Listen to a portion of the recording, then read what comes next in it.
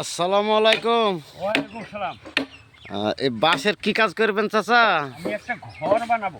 ঘর বানাবেন না? হ্যাঁ তো কি ঢোপ ঘর? হ্যাঁ হ্যাঁ। তো বাঁশ তো খুব ভালো ভালো বাঁশ দেখছি।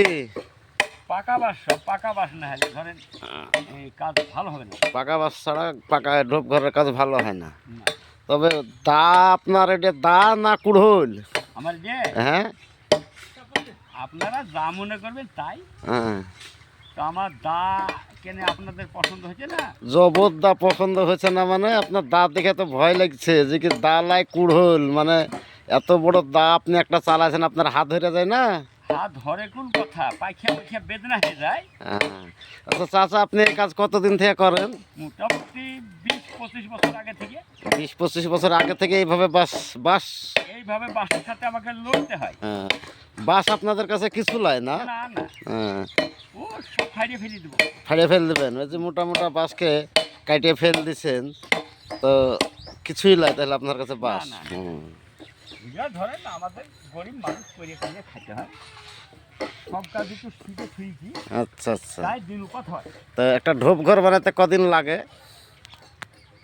ভালো বাস যদি হয়, একটা ঢোপ ঘর বানাতে 1 বান্ডিল টিনের ঢোপ ঘর যদি করা যায় হ্যাঁ ঠিকঠাক করে করলে আপনার বারান্দা ফারান্দা হ্যাঁ, 3 মুনিশ লাগবে। 3টে মানুষ লাগবে? হ্যাঁ অনেকে তো বলে 5-6টা লাগে। না, 3 মুনিশ লাগবে। ও, বাস যদি কাটা থাকে হ্যাঁ হ্যাঁ। 3 মুনিশের 1 বান্ডিল টিনের ঘর বারান্দা কমপ্লিট হয়ে যাবে। ও, এরকম করে তো করি, ধরেন এখন কি করবো। তো এগুলান কি করছেন এখন? কানা কাটছেন? এটা কানা বলছে নাকি? হ্যাঁ হ্যাঁ ঘাট কাটছেন এ বাঁশের? হ্যাঁ, ওই পায়ে আপনার পাড় দিতে হবে আর তো খুব পাকা বাঁশ? হ্যাঁ, খুব হাঁড়ি বাস। হাঁড়ি বাঁশ?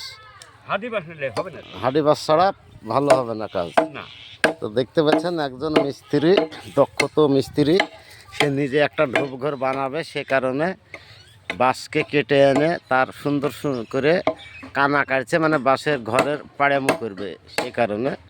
তবে বাঁশ খুব ভালো বাঁশ, পাকা পাকা বাঁশ। তার হাতের অস্ত্রটা দেখছেন, এটাকে বলছে দা। তো দাড়া দেখছেন নিম্ন, দাড়া ওজন কতটুক হবে চাচা আপনার?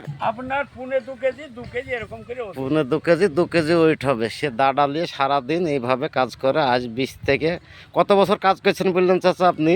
ওই 20-25 বছরের এদিকে লাগে। 20-25 বছর থেকে ধরেন এরকমভাবেই সে দায়ের কারবার করে। তাহলে ভাবেন যে কি তার হাত পা কতটা মজবুত। হাত পা মজবুত না হলে এই যে 2 কেজির একটা দায়, একটা বাঁশের ওজনকে আপনি বাঁশটা যে গিরিয়ে কাটছেন, ওই বাঁশটার ওজন কতটুক হবে অনুমান এখন আপাতত? এখন হ্যাঁ, এই খুঁটি দিয়ে ওজন 15 কেজি হবে। 15 কেজি হবে।